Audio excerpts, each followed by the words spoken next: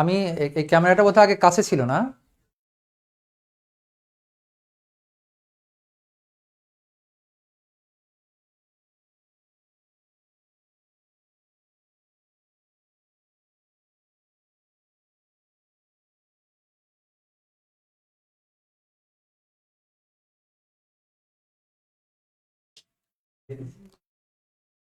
শুভ সন্ধ্যা প্রিয় শিক্ষার্থী, যে যেখান থেকে আমাদের দেখছেন এবং শুনছেন, সবাইকে স্বাগত সাফল্য একাডেমির পক্ষে।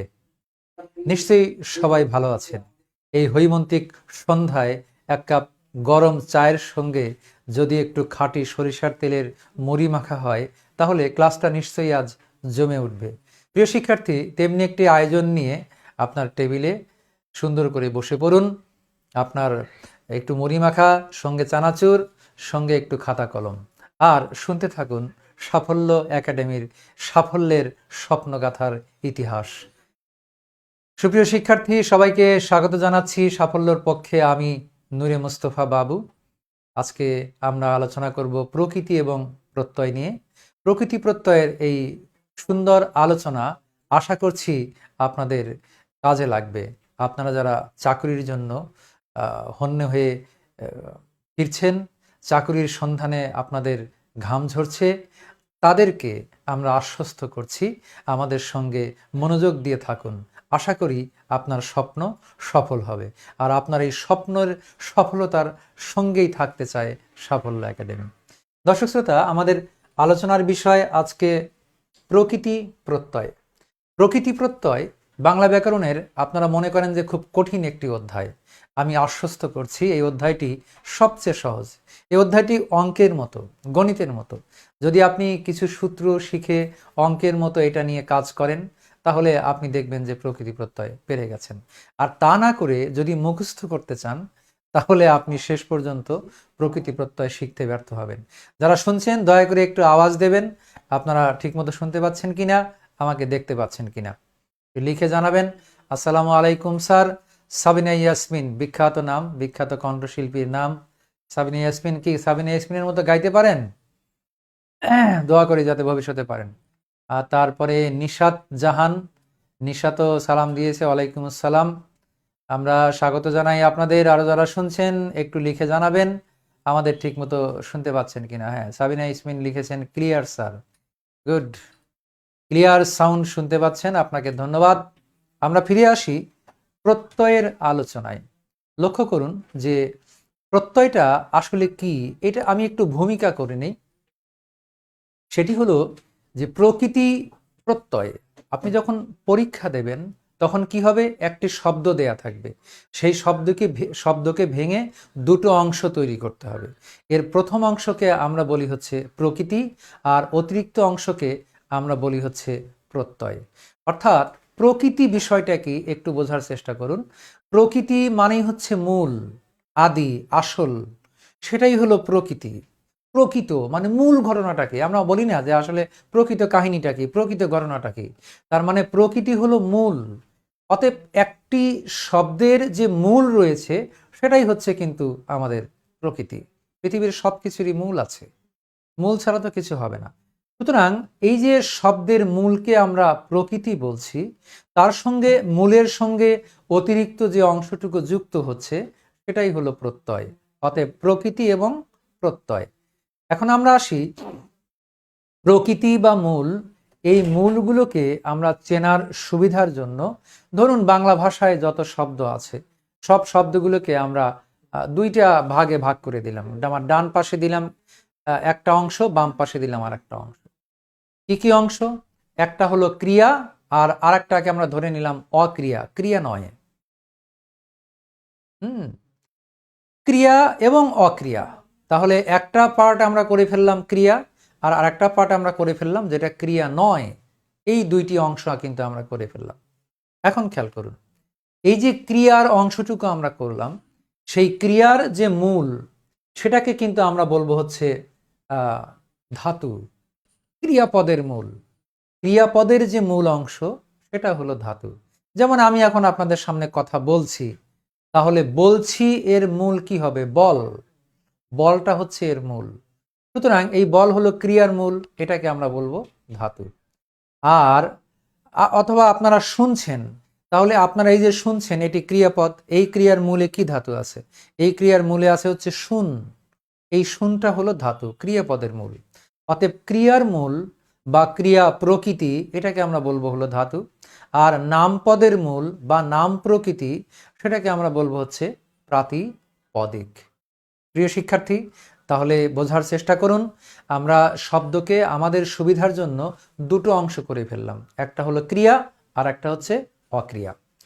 ক্রিয়ার যে মূল, সেটাকে আমরা মূল মানে প্রকৃতি, অতএব ক্রিয়া মূলকে আমরা বলবো ক্রিয়া প্রকৃতি, ক্রিয়া প্রকৃতিকে আমরা আর এক নামে বলবো হলো ধাতু। আর নামের যে মূল, সেই নামের মূলকে আমরা বলবো হলো প্রাতিপদিক বা নামপদের মূল। যে ভাষায় ইচ্ছা আমরা বলতে পারি। অতএব আপনি মনে রাখুন, প্রকৃতি প্রত্যয় নির্ণয় করতে হলে একটি শব্দের দুটো অংশ আমাদের তৈরি করতে হবে, ভাগ করতে হবে। প্রথম অংশটা হবে মূল, সেই মূলটাকে আমরা বলছি প্রকৃতি। এখন প্রকৃতিটা কেমন হতে পারে? প্রকৃতিটা দুরকম হতে পারে, একটা হতে পারে ধাতু আর একটা হতে পারে প্রাতিপদিক। ধাতু আমরা কাকে বলবো? ক্রিয়ার মূল বা ক্রিয়ার প্রকৃতি, তাকে আমরা বলবো ধাতু। আর প্রাতিপদিক কাকে বলবো? নামপদের মূল বা নামের মূল, তাকে আমরা বলবো হচ্ছে প্রাতিপদিক। আশা করি আমি বোঝাতে পেরেছি। বোঝার সুবিধার জন্য আমি আরেকবার গুছিয়ে ভূমিকা করার চেষ্টা করি। তার আগে দেখি আপনারা অনেকেই লিখেছেন। নিশাত লিখেছেন জি স্যার, শোনা ও দেখা যাচ্ছে। তারপরে শরীফ লিখেছেন আসসালামু আলাইকুম স্যার। ওয়ালাইকুম আসসালাম। আর অনেকেই যারা লিখছেন, আপনারা দয়া করে আপনাদের বন্ধু বান্ধবী যারা অগ্রসর শিক্ষার্থী, তাদেরকে আমাদের এই লাইভটি শেয়ার করবেন, কারণ আমরা সবাইকে নিয়েই ভালো কিছু করতে চাই। আর আশা করি আজকের আলোচনা প্রাণবন্ত হবে এবং জমে উঠবে। তবে এই আলোচনাটি আরও সুন্দর এবং আকর্ষণীয় করার জন্য আপনাদেরও কিন্তু ভূমিকা রয়েছে। একতরফা কোনো কিছু হয় না। আমি শুধু কবরস্থানে লেকচার দিয়ে গেলাম, কোনো সারা শব্দ নেই, তাহলে ভালো লাগে না। এই জন্য আপনারা একটু মাঝে মাঝে কমেন্টস বক্সে জানাবেন, ইতিবাচক অথবা নেতিবাচক, কেমন হচ্ছে, বোঝা যাচ্ছে কিনা। দর্শক শ্রোতা, আমাদের সাফল্য একাডেমির আজকের আলোচনার বিষয় হলো প্রকৃতি প্রত্যয়। আবারও বলছি, প্রকৃতি প্রত্যয় বিষয়টিকে আমরা আগে প্রথমে বুঝে নেই যে একটি শব্দ দেয়া থাকবে, সেই শব্দটিকে আমরা ভেঙে দুটি অংশ তৈরি করব। প্রথম অংশ হলো মূল বা প্রকৃতি, সেটা আমরা খুঁজে বের করব। আর তার সঙ্গে অতিরিক্ত যেটুকু যুক্ত হয়েছে সেটুকুকে আমরা বলবো হলো প্রত্যয়। অতএব প্রকৃতি প্রত্যয়। এখন এই যে প্রকৃতি প্রত্যয়, এই প্রকৃতি প্রত্যয়টা আমরা কিভাবে ভালো করে পারতে পারি? তো প্রকৃতি প্রত্যয় পারার আগে আমরা ফিরে আসি আলোচনায়, যে শব্দের মূল অংশকে আমরা বলছি প্রকৃতি।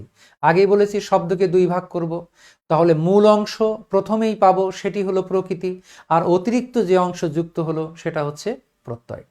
এই যে প্রকৃতি আমরা বলেছি, আবারও মনে করিয়ে দেই যে প্রকৃতি আসলে দুই রকম, একটা হলো ক্রিয়ার প্রকৃতি আর একটা হলো নামের প্রকৃতি।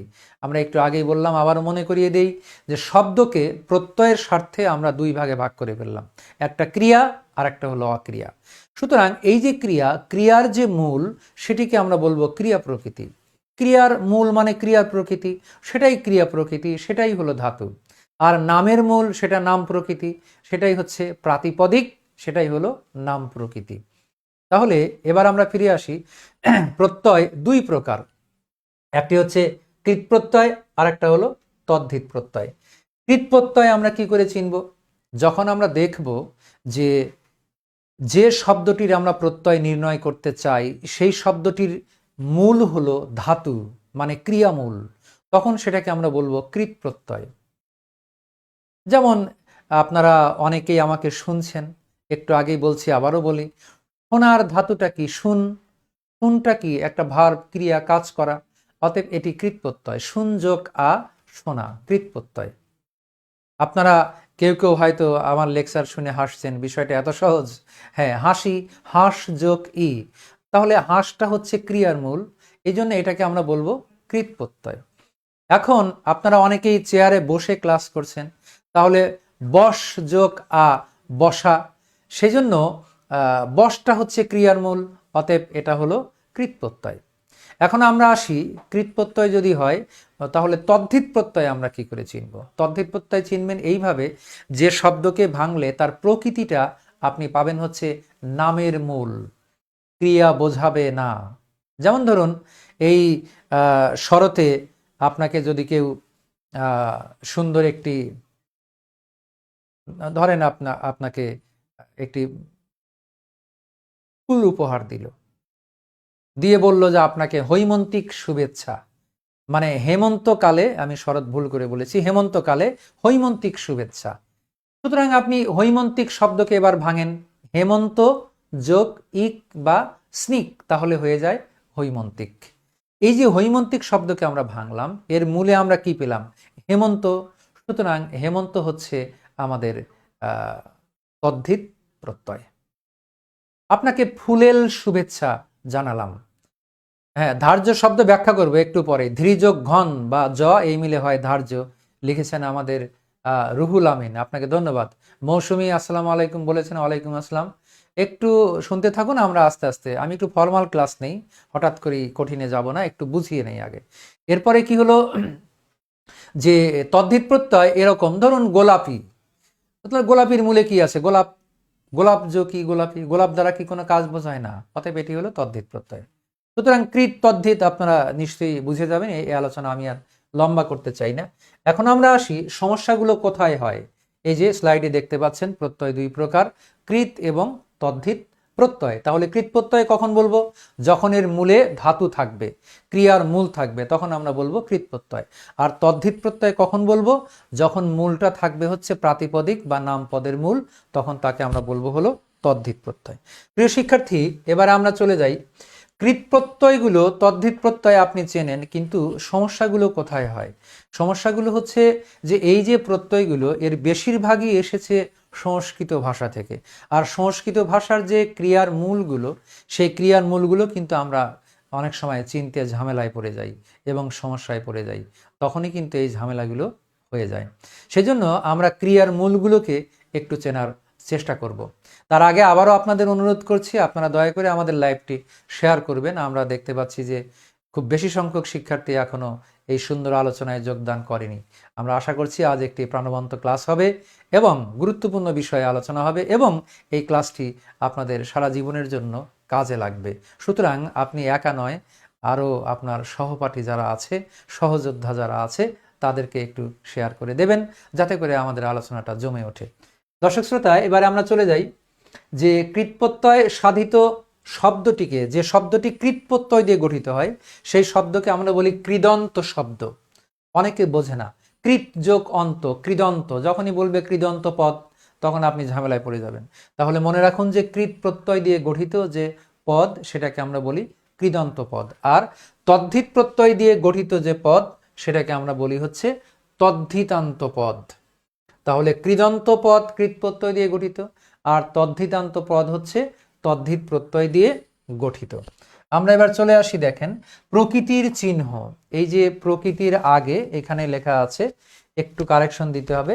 প্রকৃতি যদি ধাতু হয়, ক্রিয়ামূল হয়, তাহলে সেই ক্রিয়ামূল বা ধাতুর একটি চিহ্ন আছে, সেই চিহ্নটি এইখানে দেয়া আছে, আপনারা কিন্তু দেখতে পাচ্ছেন, তাই না? এই যে চিহ্নটি এখানে দেয়া আছে, আমি রাউন্ড করে দিলাম, দেখেন। এটা প্রাতিপদিকের উপরে দিতে হয় না, এটা শুধু ধাতুর উপরে দিতে হয়। অর্থাৎ ক্রিয়ার মূল হলে, ক্রিয়ামূল বোঝাতে তখন এই চিহ্নটি ব্যবহার করতে হয়। এই যে উদাহরণ দেয়া আছে, দেখেন, গমন, গম যোগ অন। সুতরাং গম এটা ক্রিয়ার মূল, গম মানে গমন করা, যাওয়া। অতএব এর উপরে কিন্তু এই ধাতু চিহ্নটি কিন্তু এই যে দেয়া আছে, দেখেন। দর্শক শ্রোতা, আমরা সামনে এগোই। তাহলে কৃত তদ্ধিত আমরা বুঝে গেলাম। এরপরে যেটা ঘটলো সেটা হচ্ছে, আমাদের পরবর্তী স্লাইডে চলে যাই। ক্রিয়ামূলকে বলা হয় ধাতু, আর এগুলো আমি আপনাদের সঙ্গে আলোচনা করেছি, সহভাগ করেছি। প্রত্যয় দুই প্রকার, সেটাও বলা হয়েছে। এখন আমরা প্রথমেই প্রত্যয়গুলো কি কি যুক্ত হয়, তার আগে আমি আপনাদের একটু ধাতুর কাছে নিয়ে যেতে চাই, যে ধাতুর আলোচনাটা কিভাবে আপনাদের দিতে পারি। লক্ষ্য করুন, ক্রিয়ামূলকে আমরা বলছি হচ্ছে ধাতু। এই ধাতুগুলো চেনাই হলো মূল কাজ। যারা ধাতু চিনতে পারে, তারা প্রকৃতি প্রত্যয় চিনতে পারে। ধাতুকে আমরা আবার দুই ভাগে ভাগ করতে পারি, একটা হলো বাংলা ধাতু, আর একটা হচ্ছে সংস্কৃত বা তৎসম ধাতু। আপনাকে ভালো লাগছে স্যার, আপনার পড়ানোর ধরন, ধন্যবাদ, আপনি খুব চমৎকার করে ধরন বানান লিখেছেন, সত্যি আপনাকে ধন্যবাদ। হিরণ, ধরন বানানে কিন্তু সাধারণত আমরা নত্যবিধানের নিয়মে মূর্ধন্য ন দিয়ে দেই, কিন্তু ধরন শব্দটি তৎসম নয়, অতৎসম, সেই জন্য ধরন বানানে দন্ত না হয়। আপনি সুন্দর লিখেছেন হিরণ, আপনাকে অসংখ্য শুভেচ্ছা, চায়ের দাওয়াত দিলাম, কোনো এক সন্ধ্যায় চলে আসেন। তারপরে মৌসুমী লিখেছেন আসসালামু আলাইকুম স্যার। ওয়ালাইকুম আসসালাম, আপনাকেও ধন্যবাদ আপনার সালামের জন্য। আমরা আসি আলোচনায়। তাহলে ধাতুটা কি করে চিনব? বলছিলাম ধাতুকে আমরা দুই ভাগে ভাগ করতে পারি, একটি হলো বাংলা ধাতু, আর একটা হচ্ছে তৎসম বা সংস্কৃত ধাতু। লক্ষ্য করুন, বাংলা ধাতু আপনি কি করে চিনবেন? বাংলা ক্রিয়ার মূল, বাংলা ক্রিয়ার মূল অধিকাংশই চেনা যায় কিভাবে? তুই শব্দকে আপনি আদেশ করবেন, তুই সর্বনামকে। আমরা যখন কারোর সঙ্গে অতি ঘনিষ্ঠ হয়ে যাই তখন কিন্তু তাকে আমরা তুই অ্যাড্রেস করি, সেই তুইকে আপনি কি করবেন? আদেশ করবেন। ইভা আক্তার রিমা, আপনি সালাম দিয়েছেন, ওয়ালাইকুম আসসালাম, ধন্যবাদ আপনার সালামের জন্য। লাইভটি অবশ্যই শেয়ার করবেন।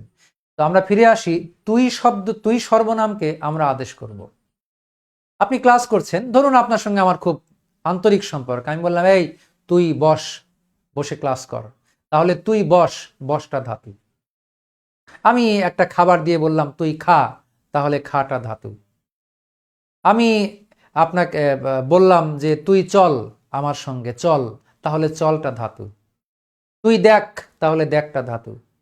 তুই শোন, কিন্তু এইখানে একটু মনে রাখতে হবে যে ওকার দিয়ে ধাতু হয় না, বাংলা ধাতু উকার দিয়ে হয়, এই জন্য শোন ধাতু নেই, ধাতুটি আছে হচ্ছে শুন। সুতরাং তুই শুন, শুন যোগ আ, শোনা, অতএব এটি হয়ে যাবে আমাদের কৃৎপ্রত্যয়। অতএব এই যে ফুল ফোটে, তাহলে আপনার কাছে মনে হতে পারে যে ধাতুটি হবে ফোট যোগ আ, কিন্তু না, ধাতুটি উকার দিয়ে দিতে হবে, ফুট, ফুট যোগ আ। হ্যাঁ, মৌসুমী লিখেছেন জি স্যার, ভালো লাগছে ক্লাস, ধন্যবাদ, আপনাদের ভালো লাগাই আমাদের চেষ্টা। ফিরে আসি, তাহলে আমরা ফোট ধাতু বলবো না, আবারও বলছি বাংলা ধাতু আপনি ওকার দিয়ে লিখবেন না, উকার দিয়ে লিখবেন। এই জন্যে তুই শোন, শোন নয়, তুই শুন, আমরা উকার দিয়ে লিখব। তারপরে ফুল বা ফোট, ফোট নয় ফুট দিয়ে আমরা লিখব, এভাবে আমরা লিখব। তৌহিদুল ইসলাম, আসসালামু আলাইকুম স্যার। ওয়ালাইকুম আসসালাম, ধন্যবাদ তৌহিদ। আমরা চলে আসি, তাহলে বাংলা ধাতুগুলোকে আমরা কি করে চিনব? প্রিয় শিক্ষার্থী, আমরা বললাম যে তুই সর্বনামকে আদেশ করব, তুই নামের যে সর্বনাম সেটাকে আমরা আদেশ করব, তাহলে সেটা হয়ে যাবে আমাদের বাংলা ধাতু। এবার যেমন তুই চল, তুই বল, তুই খেল, তুই দেখ, তুই ওঠ, এই দেখেন ওঠ ধাতুটা হবে না, উ দিয়ে ধাতু হবে। ওই যে বললাম ও দিয়ে হয় না, উ দিয়ে হয়, সুতরাং আপনি উ দিয়ে লিখবেন, তাহলে তুই উঠ, উঠ যোগ আ, ওঠা। হ্যাঁ, তা উঠানো, উঠ যোগ আনো, উঠিয়ে, উঠ যোগ ইয়ে, এইভাবে উঠ ধাতুটা হবে, ওট ধাতু হবে না। লিখেছেন একজন মোশাররফ হোসাইন আবু ইয়াসির, স্যার ক্লাসে তো ফ্রিতে, বাট স্টুডেন্ট বাড়ে না কেন? স্টুডেন্ট বেশি হলে ক্লাস করতে মজা লাগে। আসলে স্টুডেন্ট বাড়বে না, এটা আমাদের জাতিগত একটা সমস্যা। আপনি দেখবেন যে যে ডাক্তার ভিজিট বেশি নেয় সবাই সেখানে গুরুত্ব দেয়, আগের দিন গিয়ে সেখানে অ্যাডভান্স সিরিয়াল দিয়ে আসে। আর কেউ যদি মানবিক ডাক্তার হয়ে একটু কম পয়সায় রুগী দেখে তখন বলবে যে ডাক্তার রুগী পায় না। তো আমাদের সাফল্য একাডেমির যারা আছেন তারা প্রত্যেককেই বিসিএস ক্যাডার, আমাকে বাদ দিয়ে, এবং তারা একটি মানবিক উদ্যোগ নিয়েছে এটি, যে এই ক্লাসগুলো এভাবে হবে, যারা একটু পিছিয়ে পড়া শিক্ষার্থী তারা যেন তাদের কাঙ্ক্ষিত প্রস্তুতিটা নিতে পারে। কিন্তু এই যে সহজে পেলে তার দাম তো থাকে না, না চাহিতে যারে পাওয়া যায়, না চাইতেই যদি কিছু পেয়ে যান তাহলে সেটার মূল্য থাকে না। সেই জন্য আমাদের ফ্রি ক্লাসে ছাত্ররা একটু কম হয় আর কি। আর এখন তো সময়টাই এরকম, আপনারা তরুণ প্রজন্ম ফেসবুক, ইন্টারনেট, মেসেঞ্জার, হোয়াটসঅ্যাপ, গসিপিংয়ে ব্যস্ত থাকেন, দুনিয়ার উল্টাপাল্টা ভিডিও এই সমস্ত দেখে দেখে সময় নষ্ট করেন। আপনাদের আমি আমন্ত্রণ জানাই, আপনারা দয়া করে এই ক্লাসগুলো দেখুন। বলবেন যে আপনি কি এমন পড়াচ্ছেন যে আপনার ক্লাস দেখতে হবে? এটা কোনো কাজের কথা না। বিদ্যাধন গ্রহণ সাপেক্ষ, দান সাপেক্ষ নয়। আমি দুর্বল শিক্ষক হতে পারি, আপনি তো সবল শিক্ষার্থী। আমার এই আলোচনার মধ্যে তো দু একটা শিক্ষণীয় বিষয় থাকতে পারে। তো শিক্ষার মানসিকতাটা ধারণ করা, লালন করা এবং সেটাকে পরিচর্যা করা, এটি হচ্ছে গুরুত্বপূর্ণ ব্যাপার। যারা এসেছেন তাদের ধন্যবাদ, যারা আসেন নাই পরবর্তীতে দেখবেন তাদেরকে অগ্রিম ধন্যবাদ জানিয়ে রাখলাম। ফিরে আসি, আমরা বাংলা ক্রিয়ামূল বা বাংলা ধাতু চেনার একটি কৌশল আপনাদের শেখালাম। এখন আমরা আসি সংস্কৃত ধাতুগুলোকে কি করে আমরা চিনব। লক্ষ্য করুন, সংস্কৃত ধাতুগুলো এরকম। আমি একই ধরনের ধাতুগুলো আপনাদের একটু আলাদা করে দেই। একটা ধাতু হচ্ছে ক্রি। ক্রিটা দেখা যাচ্ছে না, ক্যামেরার বাইরে চলে গেছে। আচ্ছা, আমরা চলে আসি তাহলে।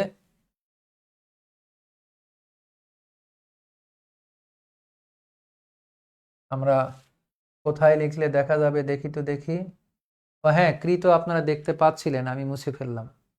আচ্ছা সরি, আবারও লিখি। এই যে ধাতু হচ্ছে আমাদের ক্রি একটি ধাতু, একই রকম করে ধ্রি একটি ধাতু, একই রকম করে ব্রি একটি ধাতু, একই রকম করে মৃ একটি ধাতু, একই রকম করে হ্রি একটি ধাতু, একই রকম করে ঘ্রি একটি ধাতু, ঘয় রিকারে ঘ্রি, একই রকম করে শ্রী দন্ত শয়ময় রিকার, এটাও একটি ধাতু।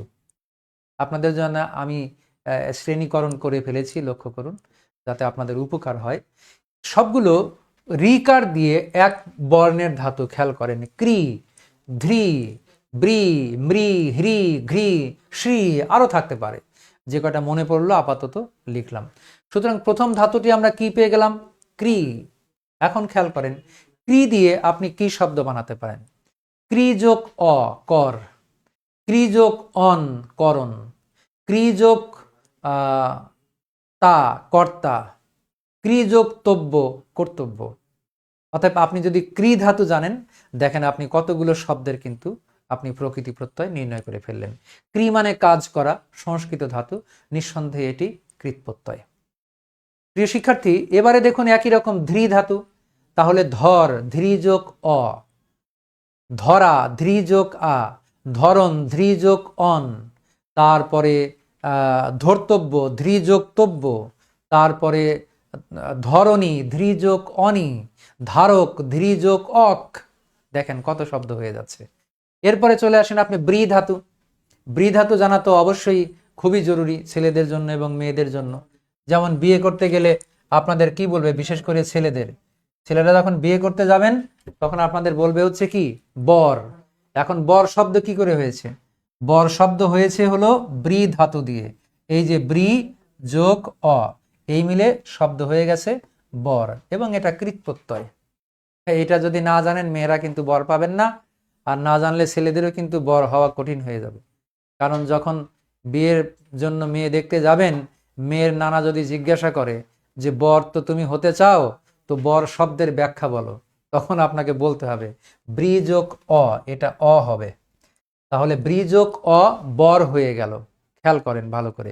এখন বর না বলে, বর সাজার পরে তো বিয়ে হবে, তারপরে তো স্ত্রীকে আপনার হাতের মধ্যে দিয়ে দেবে, তাকে তো বরণ করতে হবে। এখন বরণ তাহলে কি বলবেন? ব্রি যোগ অন, ব্রি ধাতু ঠিক থাকবে, তাই না? তাহলে ব্রি যোগ অ, বর, আর ব্রি যোগ অন, বরণ। এখন বরণ হলো, তাহলে বরণীয় কি হতে পারে? ব্রি যোগ অনীয়, তখন হতে পারে বরণীয়। ঠিক আছে, সুন্দর। আমাদের রুহুল লিখেছে ক্রি যোগ ম, কর্ম। হ্যাঁ, অনেক শব্দই হতে পারে। আচ্ছা, জি স্যার, সকল শিক্ষকদের ক্লাস ও ব্যবহার দেখলে মনে একটা ভালো লাগা কাজ করে, এটাই আমাদের শিক্ষকদের কাজ। ফিরে আসি আমরা আলোচনায়। তাহলে ব্রি ধাতু দিয়ে আমরা শব্দ দেখলাম। একই রকম করে মৃ ধাতু। তো ছেলেরা বর সেজে তো বিয়ে করলেন, ব্রিজ ও ক বর হলেন, কিন্তু বিয়ে মানে তো আমাদের প্রচলিত অর্থে দক্ষিণ এশিয়ায় পুরুষ মানুষের মানে অপমৃত্যু আর কি। ওই যে গানটা আছে না নচিকেতার, পুরুষ মানুষ দুই প্রকার, জীবিত আর মৃত। মৃত বলতে হয় না, বিবাহিত বললেই বোঝা যায় যে সে মৃত। জীবিত আর বিবাহিত। এই জন্য আপনি ব্রিজ ও ক বর হলেন, বিয়ে করলেন, এইবার আপনি মরেছেন, তাহলে এইবার মর কি হবে? মৃযোগ অ, মর। মরা, মৃযোগ আ। মরণ, মৃযোগ অন। সুতরাং আমরা মৃ ধাতু দিয়ে শব্দ বানিয়ে ফেললাম। তারপরে হ্রি ধাতু। হ্রি যোগ অ, হর। হৃযোগ অন হরণ, হৃযোগ অনীয় হরণীয়। এরপরে আমরা ঘৃ ধাতু, ঘৃযোগ অঘর, ঘৃযোগ অনি ঘরণী, যারা ঘরণী হতে চান খেয়াল করেন। তারপরে দন্ত ছয়ময় রিকার শ্রী ধাতু, শ্রী ধাতু দিয়ে কি হবে? শ্রীযোগ অনীয় স্মরণীয়, শ্রীযোগ অক স্মারক, শ্রীযোগ অন স্মরণ। এইরকম ভাবে আমরা এই শব্দগুলোকে গঠন করব। প্রিয় শিক্ষার্থী, তাহলে আমরা এই সংস্কৃত ভাষার প্রত্যয়গুলো এবং এক বর্ণের প্রত্যয়গুলোকে কিন্তু আমরা দেখে নিলাম। বুঝতে পেরেছেন? আমরা এটা মুছে দেই, মুছে দিয়ে আমরা এখন চলে যাই। খেয়াল করেন, ঠিক এরকম দুই বর্ণের ধাতু আছে। আগে ছিল ক্রি, এখন আছে হচ্ছে কৃষ, তারপরে আছে একই রকম দৃশ, একই রকম আছে হচ্ছে বৃষ, একই রকম আছে হচ্ছে হৃষ, একই রকম আছে হচ্ছে সৃজ। এই যে ধাতুগুলো, এই ধাতুগুলো মনে রাখার চেষ্টা করুন।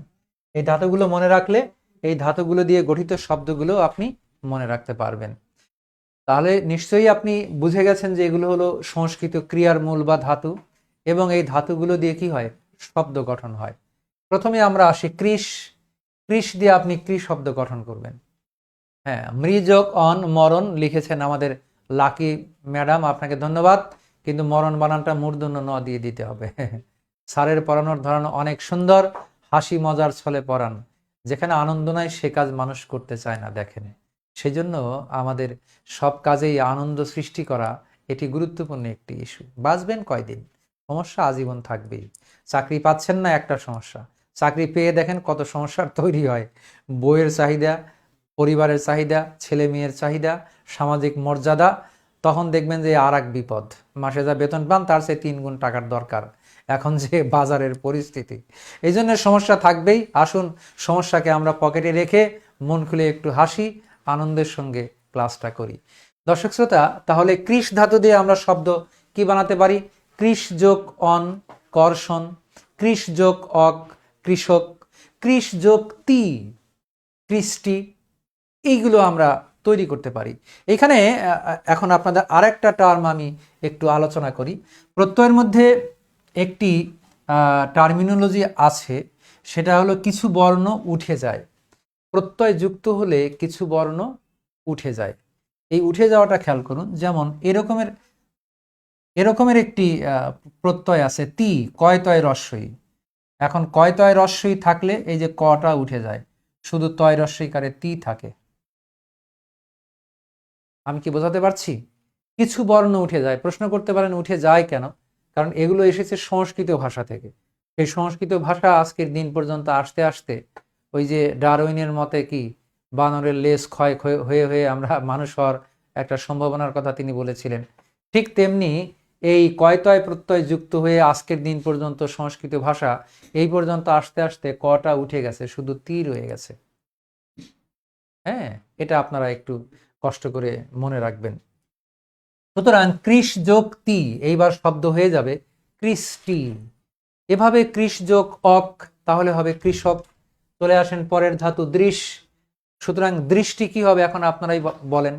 কৃষ যোগ তি যদি কৃষ্টি হয় তাহলে দৃশ যোগ টি, দৃশ যোগ তি দৃষ্টি হয়ে যাবে।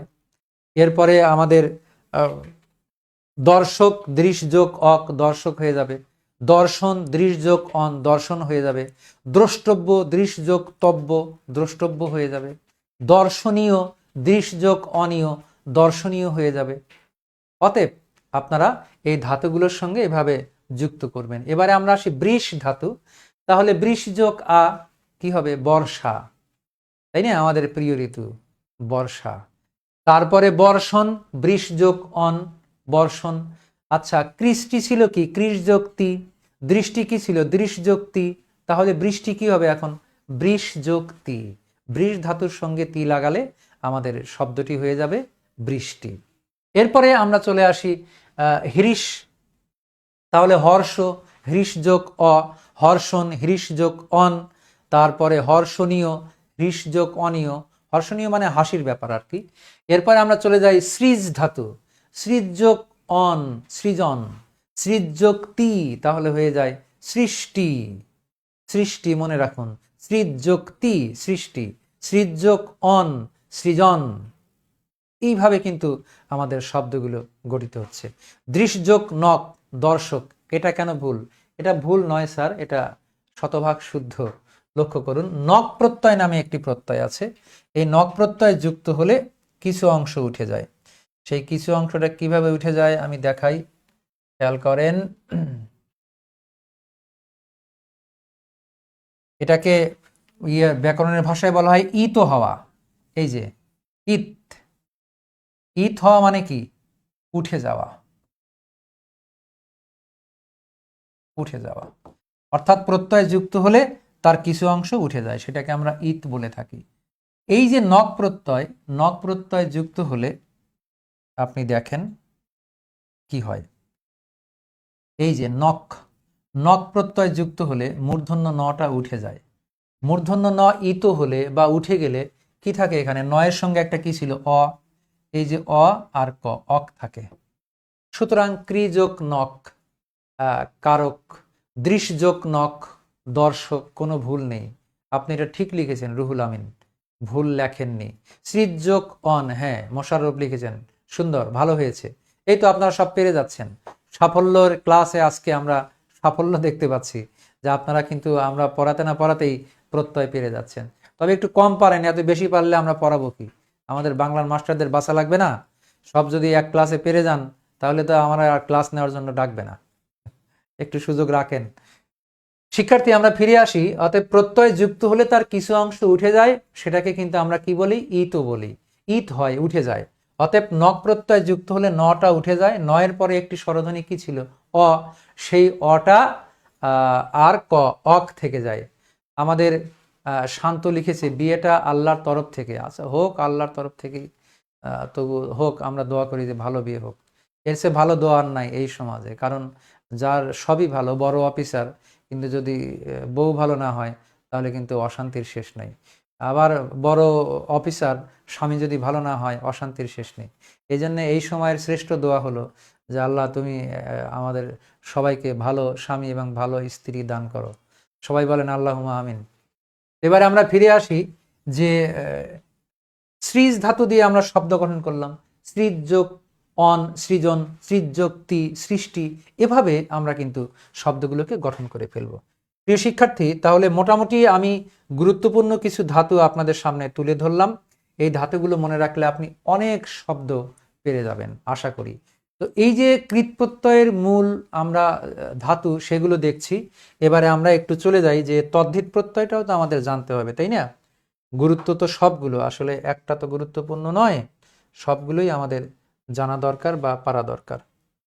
তো আমরা কোথায় চলে গেলাম? ফিরে আসি স্লাইডে।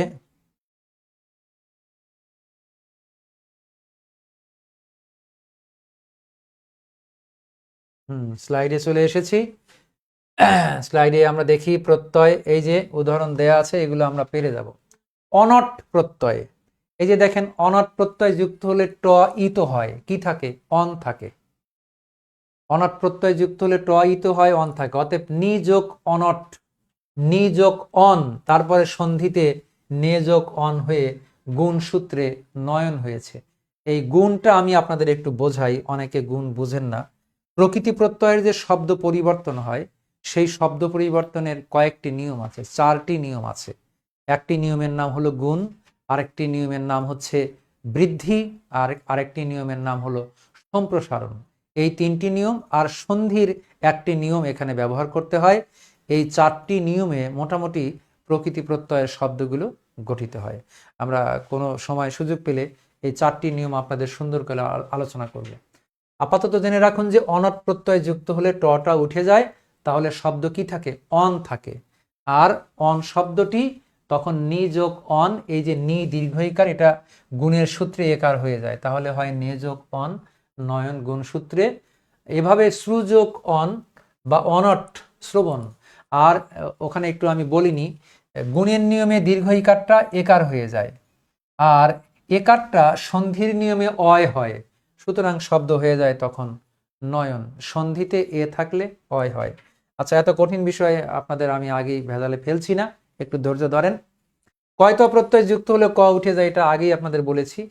তি একই কথা, তাহলে ক উঠে যাবে, কেবল তয় রস্বীকারে তি থাকবে। এভাবে এই শব্দগুলো গঠিত হবে। ইষ্ণু, চল যোগ ইষ্ণু, চলিষ্ণু, একই রকম করে তাহলে ক্ষি যোগ ইষ্ণু, ক্ষয়িষ্ণু, বৃদ্ধ যোগ ইষ্ণু, বর্ধিষ্ণুর ধাতুটা হচ্ছে বৃদ্ধ যোগ ইষ্ণু, বর্ধিষ্ণু। তারপরে বর প্রত্যয়, ইস যোগ বর, ঈশ্বর, ভাস যোগ বর, ভাস্বর, এগুলো একবার দেখলেই পেরে যাবেন। যেগুলো একটু ব্যতিক্রম সেগুলোতে আসে আমরা। র প্রত্যয় দেখেন, হিংস পূর্বক স যোগ র, তাহলে হয় হিংস্র। পূর্বক নামে প্রত্যয়ের একটি টার্মিনোলজি রয়েছে, সেটা আমরা গুণবৃদ্ধি সম্প্রসারণ যেদিন আমি বোঝাবো সেদিন এগুলো বোঝাবো আপনাদের। আমরা আসি সানচ প্রত্যয়। সানচ প্রত্যয় যুক্ত হলে কি হয়? স এবং চ ইত হয়। তাহলে আমি একটু লিখে দেখাই, দেখেন সানচ, এই যে ফাঁকাই লিখলাম, তালব্য স একারে সা, ন আর চ, তাহলে সানচ যুক্ত হলে স এবং চ এই দুটো বাদ যায়, ইত হয়।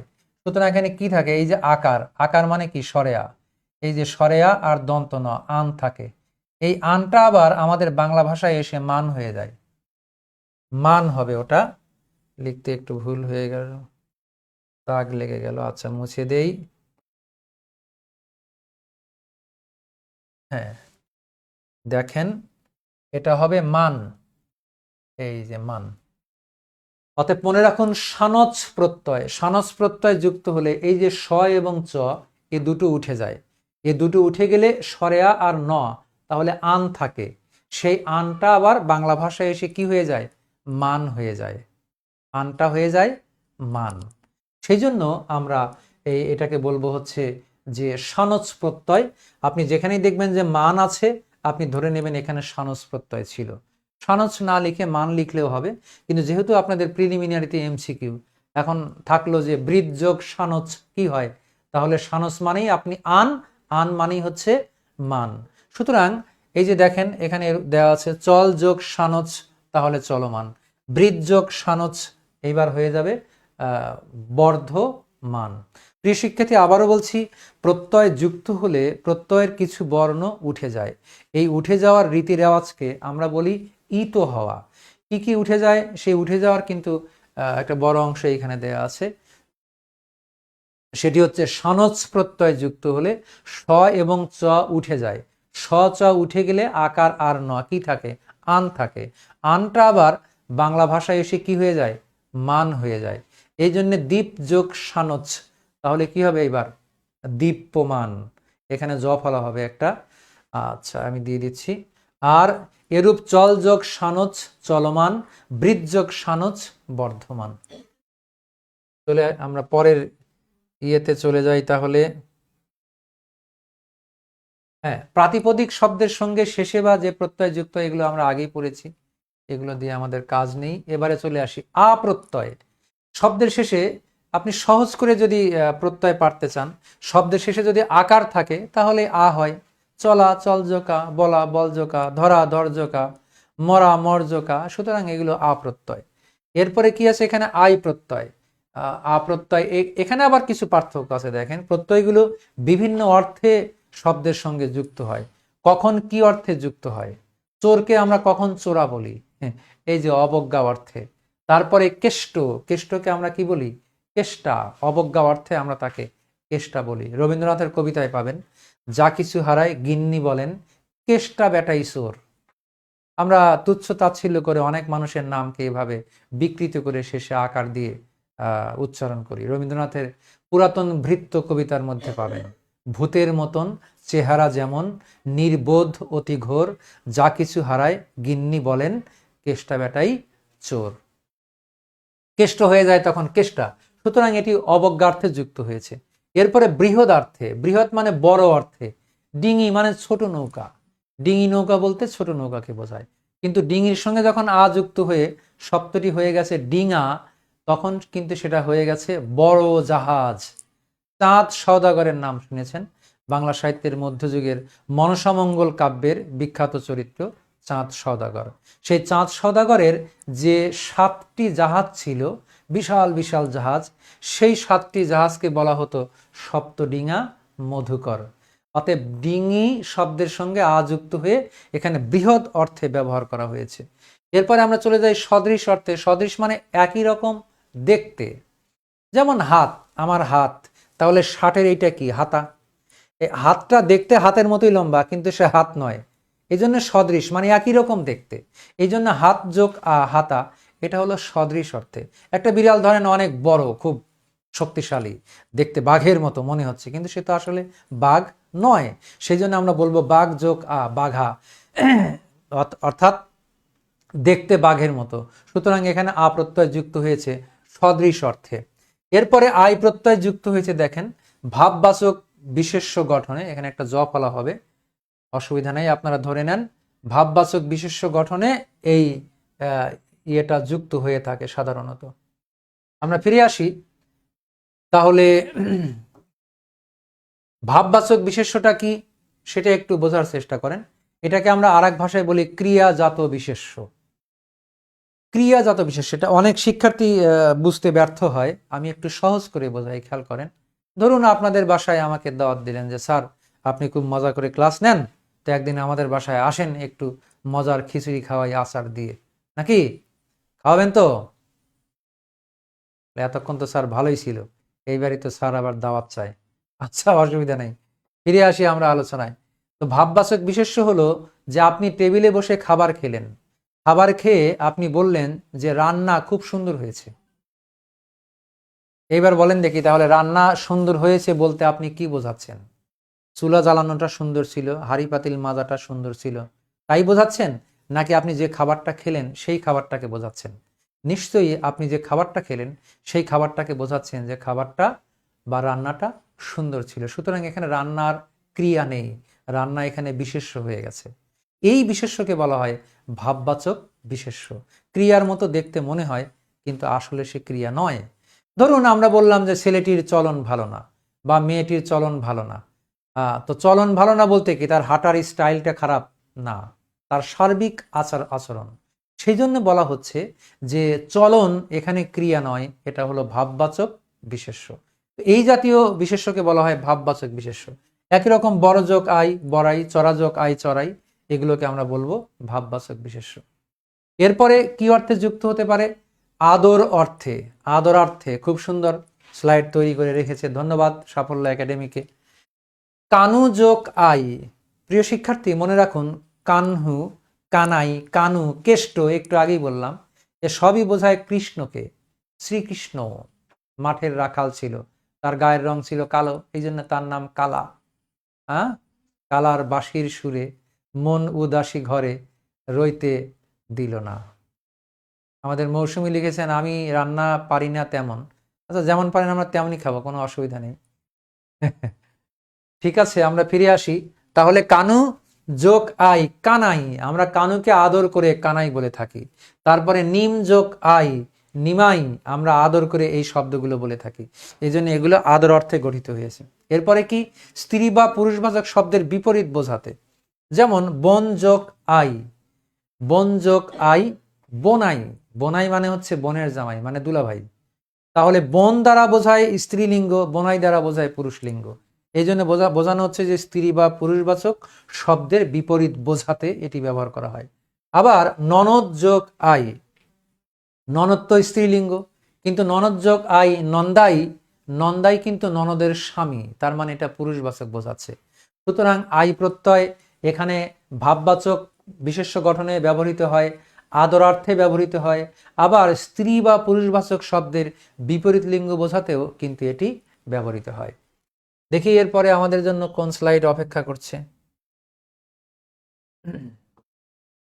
এরপরে এসেছে অলা প্রত্যয়। অলা বা আলা, এটা হিন্দি ভাষার প্রত্যয়। হিন্দি ভাষা থেকেও কিছু প্রত্যয় আমাদের ভাষায় এসে পড়েছে, দেখেন এগুলো আপনারা দেখলেই পারবেন। বাড়ি যোগ অলা বাড়িওয়ালা, বাড়ির মালিক সেই জন্য মালিক অর্থে।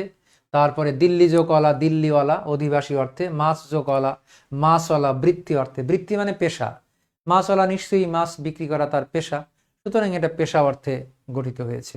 এরপরে আনা আনি, এগুলো আপনারা দেখলেই পারবেন। মুন্সি যোগ আনা মুন্সি আনা, হিন্দু যোগ আনি হিন্দু আনি। পনা, পনা সা সে, এগুলো সব হচ্ছে আমাদের বিদেশি প্রত্যয়। তাহলে চাঁদ পনা, চাঁদ যোগ পনা, গিন্নি যোগ পনা গিন্নি পনা। তারপরে এইগুলো হচ্ছে পনা প্রত্যয়। আমরা ইতো প্রত্যয়ের কাছে আসি। কুসুম যোগ ইতো, এবার কি হবে? কুসুমিত। কুসুমিত মানে ফুলময়, অর্থাৎ অনেক কুসুম সেখানে আছে আর কি। আর তার মানে কুসুম মানে হলো ফুল। কুসুমযোগিত কুসুমিত, তারপরে তরঙ্গযোগিত তরঙ্গিত, কণ্টকযোগিত কণ্টকিত, ইমন প্রত্যয়। ইমন প্রত্যয় বিশেষ্য, এখানে জ ফলা হবে, বিশেষ্য গঠনে ইমন প্রত্যয় হয়। যেমন নীলযোগ ইমন নীলিমা, মহৎ যোগ ইমন মহিমা। হ্যাঁ, খুব চমৎকার একটা শব্দ আপনাদের শিখিয়ে দেই, সেটি হচ্ছে প্রেম। এই দেখেন, আপনাদের আজকে প্রেম শেখাই। আমার ব্যক্তিগত ফেসবুকে একটা ভিডিও আছে, এখানে প্রেম শিখুন। কিছুই না, প্রেম শব্দের ব্যাখ্যা। প্রেম শব্দ গঠিত হয়েছে এইভাবে যে প্রিয় যোগ ইমন, এই মিলে শব্দটি হয়েছে প্রেম। ইমন এখানে ন হবে একটা, প্রিয় যোগ ইমন প্রেম, এটি ইমন প্রত্যয় দিয়ে গঠিত। অতএব প্রিয় শিক্ষার্থী, ইমন প্রত্যয় দিয়ে এরকম অনেক শব্দ আছে। যেখানে আরেকটা সহজ বুদ্ধি আপনাদের বলে দেই, যে শব্দের শেষেই আপনি দেখবেন ইমা, ইমা রয়েছে, নীলিমা, লালিমা, কালিমা, দ্রাঘিমা, মহিমা, তাই না, গরিমা, সেখানেই আপনি বুঝবেন ইমা থাকলে ইমন। সহজ কথা। অতএব এই যে আমাদের নীলিমা, ইমা আছে, সুতরাং এখানে আপনি ধরবেন যে ইমন প্রত্যয় ছিল, নীল যোগ ইমন। এরকম মহিমা, অতএব মহৎ যোগ ইমন। এরকম লালিমা, তাহলে লাল যোগ ইমন। এরকম দ্রাঘিমা, এবার হবে দীর্ঘ যোগ ইমন। এরকম কালিমা, তাহলে হবে কালি যোগ ইমন, কালিমা। তাহলে কি কৌশল মনে রাখুন, যে ইমা থাকলে শব্দের শেষে আমরা কিন্তু সেখানে ইমন প্রত্যয় বসিয়ে দেব। আমাদের তাজনুর রশিদ, তিনি, আমি দাওয়াত চেয়েছি, তিনি বলেছেন ইনশাআল্লাহ। গুড। ভালো, আপনাকে অনেক ধন্যবাদ। আমরা ফিরে আসি। ইমা প্রত্যয় আমরা জানলাম, এরপরে ইল প্রত্যয়ও আছে। দেখেন, পঙ্কযোগ ইল, পঙ্কিল, পঙ্ক মানে কাদা, পঙ্কিল মানে কাদাময়।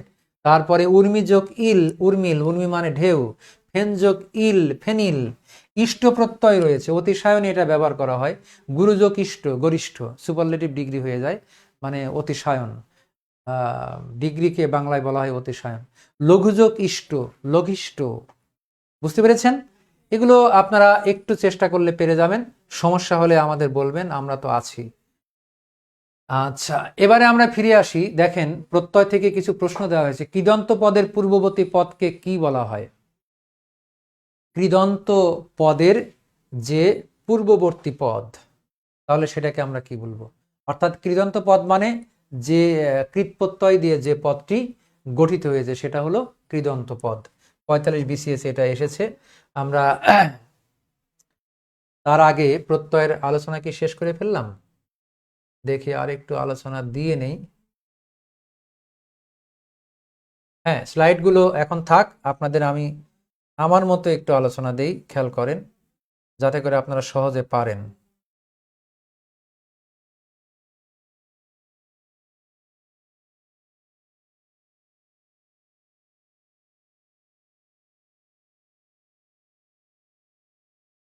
মোছা দরকার।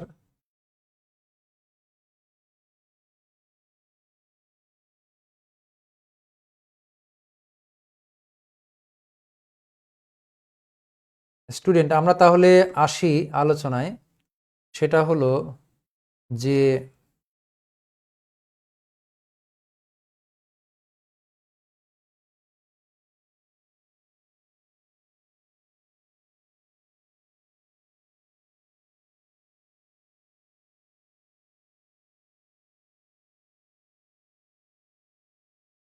একটু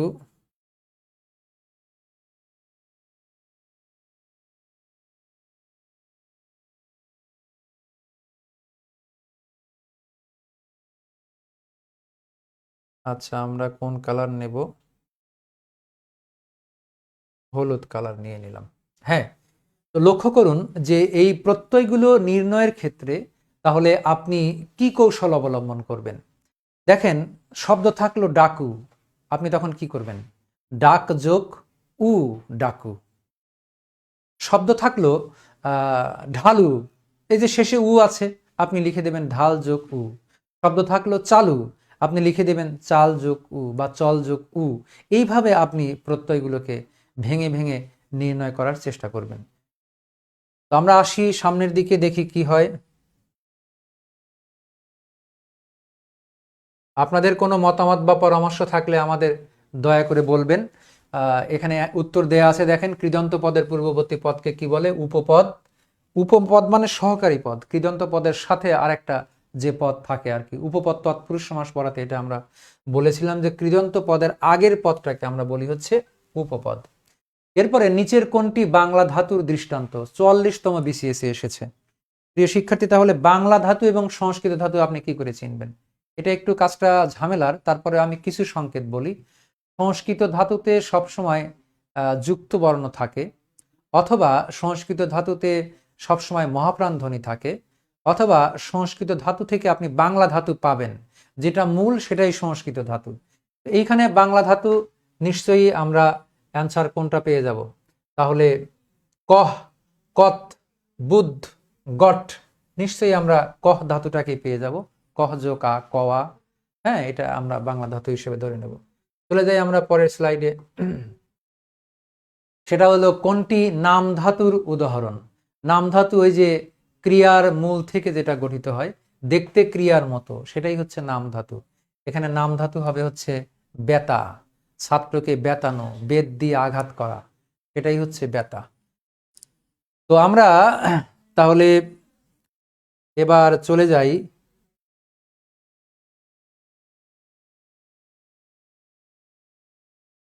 আমরা একটু লিখে পড়াই আপনাদের, লক্ষ্য করেন।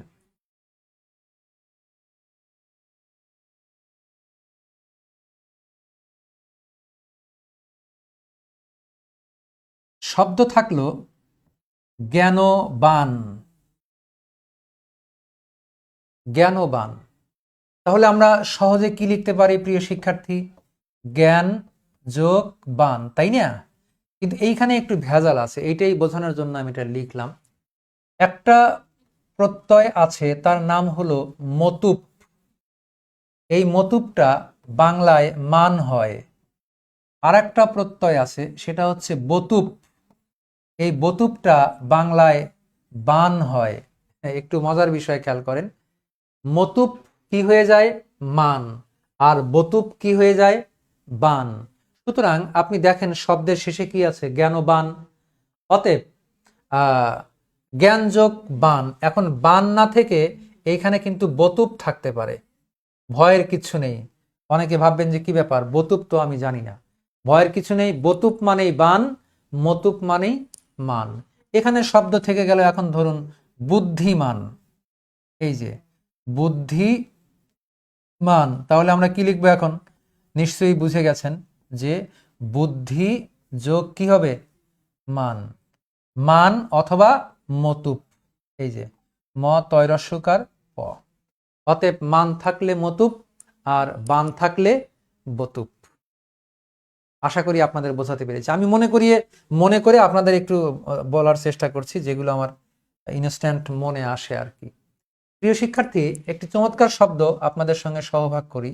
এই যে দেখেন অর্থ, তাহলে অর্থের প্রত্যয় কি হতে পারে? এই যে রি যোগ অ, অর্থ।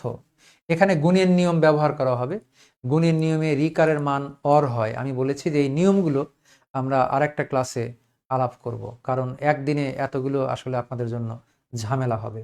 তো যেগুলো যেগুলো একটু ব্যতিক্রম মনে পড়ে সেগুলো আমি আপনাদের সাথে সহভাগ করার চেষ্টা করছি। অতএব অর্থর প্রত্যয় মনে রাখুন, রি যোগ থ, অর্থ। এবার আরেকটা মজার শব্দে আসি, সেটা হলো ঘাতক। এই শব্দটি বিভিন্ন বই পুস্তকে পেতে পারেন। এই শব্দটি একটু ব্যতিক্রম, সেটা হচ্ছে হন যোগ, সাধারণত আপনার মনে হতে পারে যে অক, কিন্তু না, এটা হন যোগ অক দিতে পারেন, ঘাতক। আপনাদের মনে হতে পারে যে ঘাত যোগ অক, না, কিন্তু এটা হলো হন যোগ অক, ঘাতক। আসি আরো সুন্দর সুন্দর শব্দ, যেগুলো আমার মনে পড়ে যতদূর আমি চেষ্টা করছি।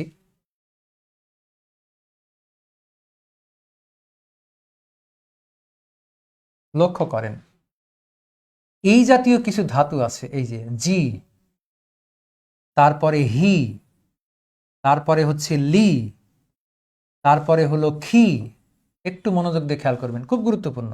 আমি স্পেশালি এগুলো আপনাদের মানে বোনাস দিচ্ছি আর কি। হ্যাঁ, এগুলো খুবই স্পেশাল পড়া। এগুলো কিন্তু প্রত্যেকটা ক্রিয়ার মূল ধাতু। এই যে আমি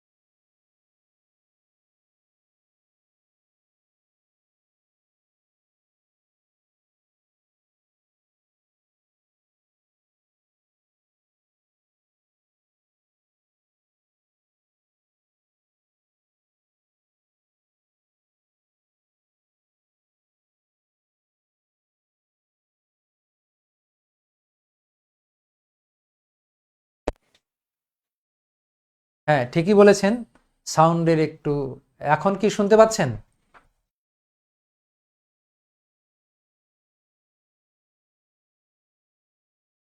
সাউন্ড নাই। হ্যাঁ, এখন সাউন্ড আছে, একটু জানাবেন।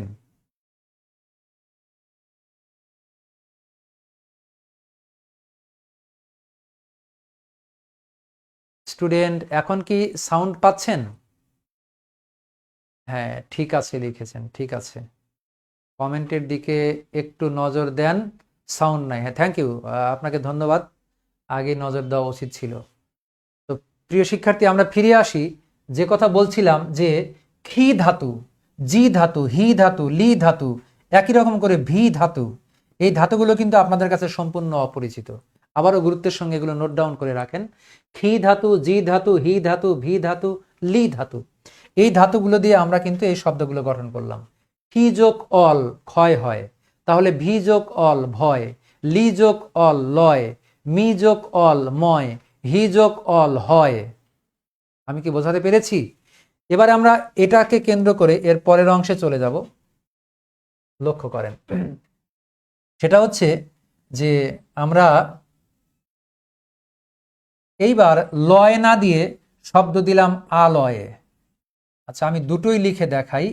ধরুন এখানে আমরা লিখলাম লয়, এখন লয়ের প্রত্যয় কি হবে? একটু আগে আমরা শিখেছিলাম যে লি যোগ অল অথবা অ, এই মিলে হয় লয়।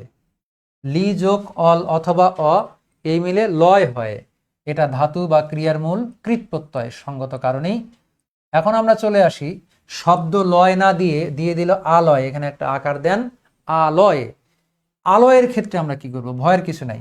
লয়ের প্রত্যয় আপনি পেরে গেছেন, লি যোগ অল অথবা অ, তাহলে হচ্ছে লয়। এখন লয় শব্দের আগে আটা একটা উপসর্গ, সে আগে যুক্ত হয়ে আছে, এই জন্য আমরা আগে আ লিখে এই যে একটা দাগ দিয়ে দিলাম। এই দাগকে কি বলে জানেন? এই দাগকে বলে হচ্ছে পূর্বক। এই দাগকে বলা হয় পূর্বক। অতএব আপূর্বক লি যোগ অল, আলয়।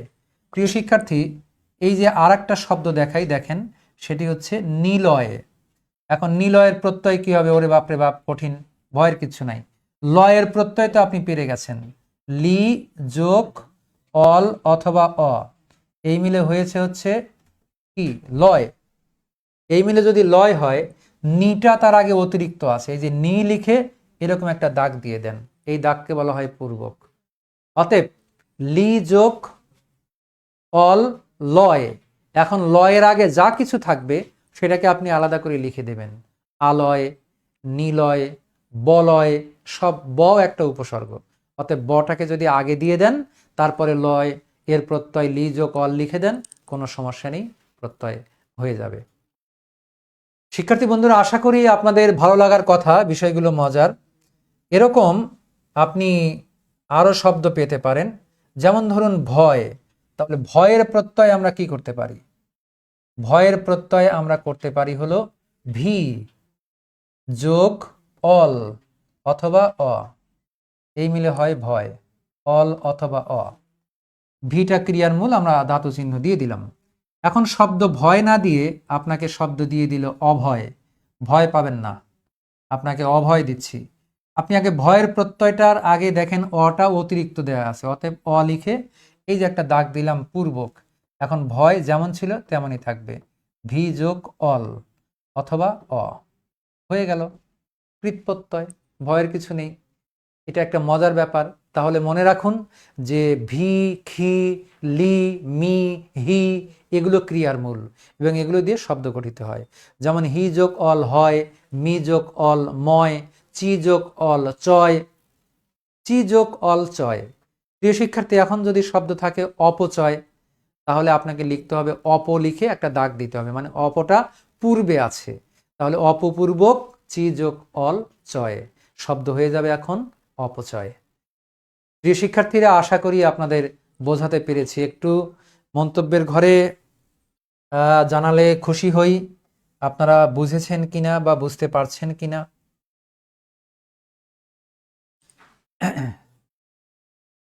এরকম আরো মজার মজার প্রত্যয় আছে, আপনারা একটু সাড়া দিলে আমি আরেকটু আলাপ করতে পারি। শিক্ষার্থী বন্ধুরা, বোঝা যাচ্ছে আলোচনা? কমেন্টস বক্স উন্মুক্ত, আপনাদের মতামত এর অপেক্ষায় আছি। তাহলে আলোচনা আরেকটু লম্বা করব, তা না হলে শেষ করব।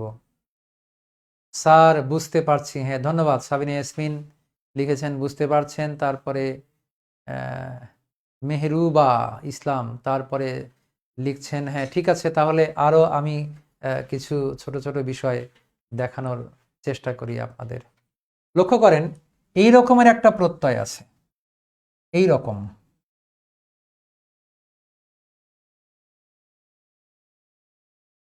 বোঝার চেষ্টা করেন। এটি একটি যুক্ত বর্ণ। এর মধ্যে কি কি বর্ণ আছে জানেন? নিশ্চয়ই জানেন। মূর্ধন্য স যোগ মূর্ধন্য ন, এই বর্ণটি আছে এর মধ্যে। এটা একটা প্রত্যয়। এই প্রত্যয় দিয়ে কি শব্দ গঠিত হয়? স্ন, এটার উচ্চারণ হয় স্ন। এই প্রত্যয় দিয়ে শব্দ গঠিত হয়, যেমন এই যে মানব, এর প্রকৃতি প্রত্যয় হলো মনু যোগ স্ন, তবে স্ন প্রত্যয় উঠে গিয়ে শুধু অ থাকতে পারে এবং এটা তদ্ধিত প্রত্যয়। প্রিয় শিক্ষার্থী, মজার শব্দ মনে রাখুন, মানব হচ্ছে মনোযোগ স্ন। একই রকম করে তাহলে এখন দানব কি হবে? আপনি আগের মতো করেই করুন, দনু যোগ স্ন, দানব। আচ্ছা, দানবের কাছে না যাই, চলে আসি এইবার মাধব। মাধবের প্রত্যয় তাহলে আমরা কি লিখতে পারি? একই স্টাইলে আপনি লিখে দেন মধু যোগ স্ন, স্ন বা অ, তাহলে হয়ে যায় মাধব। মধু যোগ স্ন, মাধব হয়ে যায়। প্রিয় শিক্ষার্থী, আমরা এরকম আরো মজার মজার কিছু বিষয় আপনাদের দেখাই। সাফল্যতে যেহেতু এলাম, সাফল্য আমাকে ভালোবেসে ডাকলো, কিছু তো স্পেশাল দেখাতে হয়। লক্ষ্য করুন, এই রকমের একটি প্রত্যয় আছে, এটার উচ্চারণ হলো ঘন প্রত্যয়। কি মজার দেখেন, ঘন প্রত্যয় যুক্ত হলে ঘ এবং ন দুটো এমনিতেই উঠে যায়। তাহলে কি থাকে, এই যে মাঝের যে জ ফলা, জ ফলাটা আসলে কি অন্তস্থ জ, অন্তস্থ জ থাকে কেবল। ঘন প্রত্যয়, লক্ষ্য করুন, ঘন প্রত্যয় যুক্ত হলে ঘ ন দুটোই উঠে যায়, কেবল অন্তস্থ জ থাকে। কি শব্দ হয় ঘন প্রত্যয় দিয়ে? এই যে দেখেন, কার্য। আমরা প্রথম দিকেই শিখেছিলাম ক্রি ধাতু, অতএব ক্রি যোগ ঘন, ঘন অথবা আপনি জ লিখতে পারেন এবং এটা হয়ে যাবে কৃত প্রত্যয়। লক্ষ্য করেন, এটা ক্রিয়ার মূল ধাতু। ক্রি যোগ ঘন হয়ে যায় শব্দ কার্য। স্যার, আপনার ক্লাস তথ্য সমৃদ্ধ ও বোঝানোর ধরন অনেক সহজতর, অনেক ধন্যবাদ আপনাকে। আচ্ছা, আমার দেখার সেরা আলোচনা, সারা রাত আছি স্যার। বাবারে বাবা, যদিও পাম তবুও আরাম, ভালো লাগছে। ধন্যবাদ আপনাকে। এরকম লিখবেন, একটু আমাদের একটু বোঝেন না, পাবলিককে খুশি করলে অনেক কিছু পাওয়া যায়। আমরা আসি তাহলে কার্য। কি মজার প্রত্যয় দেখেন, ঘন প্রত্যয়, আবারও বলছি, ঘ ন উঠে যায়, এই জ ফলা মানে অন্তস্থ জ, এটা থাকে। কার্য ক্রি যোগ ঘন। এখন তাহলে হার্য আমরা কি লিখতে পারি? হার্য আমরা লিখতে পারি হ্রি যোগ ঘন। তাহলে ধার্য কি লিখতে পারি এইবার দেখেন দেখি, কি মজার বিষয় দেখেন, ধ্রি যোগ ঘন। ধাতুগুলোর উপরে আপনারা ধাতু চিহ্ন দিয়ে নিন, এই যে এরকম। সুতরাং ঘন প্রত্যয় দিয়ে কিভাবে শব্দ গঠন হলো দেখেন, কার্য ক্রি যোগ ঘন, ধার্য ধ্রি যোগ ঘন, বার্য ব্রি যোগ ঘন, এইভাবে ঘন প্রত্যয় দিয়ে শব্দ গঠিত হয়েছে। প্রিয় শিক্ষার্থী, আশা করি আপনাদের বোঝাতে পেরেছি। শিক্ষার্থী, আসলে প্রত্যয় তো একটি অনেক বড় অধ্যায়, এবং এই বড় অধ্যায়টি আসলে একদিনে যদি আপনাদের চাপাতে চাই তাহলে সেটি একটি কঠিন ব্যাপার। কোচিং চাইবে একদিনে শেষ হয়ে যাক, কিন্তু আমি তা চাই না। আমি অনেক দিন চেষ্টা করে করে প্রত্যয় অধ্যায় শিখেছি, আর আপনি তো অন্য বিষয়ের শিক্ষার্থী, অতএব একদিনই আপনি শিখে যেতে পারবেন না। তবে একটু ধৈর্য ধরেন, আর এই ক্লাসটা বারবার আপনি টেনে টেনে দেখতে থাকেন। আর শব্দ পরিবর্তনের যে সূত্রগুলো, এই যে ক্রি যোগ ঘন কি করে কার্য হলো, তাই না, এই সূত্রগুলো আমি কিন্তু বলেছি যে এই সূত্রগুলো আমরা আর একটা ক্লাসে আপনাদের সুন্দর করে বোঝানোর চেষ্টা করব। প্রিয় শিক্ষার্থী, কোনো প্রশ্ন থাকলে মন্তব্যের ঘরে লিখতে পারেন। আমি মনে হয় ক্লাসের শেষের দিকে এসে গেছি, রাত বেড়ে যাচ্ছে, বাসায় ফিরতে হবে। কোনো প্রশ্ন থাকলে মন্তব্যের ঘরে আনতে পারেন।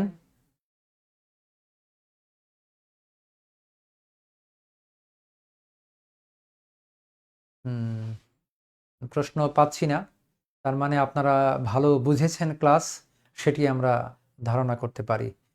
তো প্রিয় শিক্ষার্থী, আজকের আলোচনায় যা কিছু উপস্থাপন করলাম, এর মধ্যে যা কিছু বর্জনীয় সেটি একান্তই আমার জন্য, আর যা কিছু শিক্ষণীয় সেটুকু আপনাদের জন্য উৎসর্গ করলাম। খুব দ্রুত চাকরি নামের একটি সোনার হরিণ আপনাদের হাতে ধরা পড়ুক, আপনারা সুন্দর একটি জীবন এবং পরিবার গঠন করুন, দেশ রাষ্ট্র এবং মানব সভ্যতার কল্যাণ আপনার দ্বারা সাধিত হোক, সেই প্রত্যাশা ব্যক্ত করে আজকের মতো শেষ করছি। সবাই ভালো থাকবেন, সুন্দর থাকবেন, শুভ বিদায়।